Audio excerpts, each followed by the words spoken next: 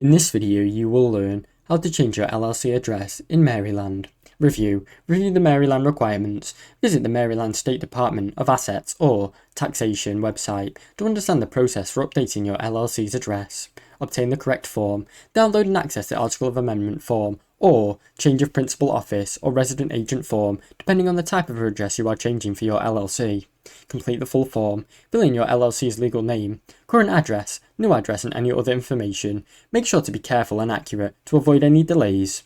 Prepare the filing fee. Check Maryland's current filing fee on their website, then prepare for the required payment. Submit the form. File the completed form and payment online through Maryland's Business Express portal or even in mail or in person.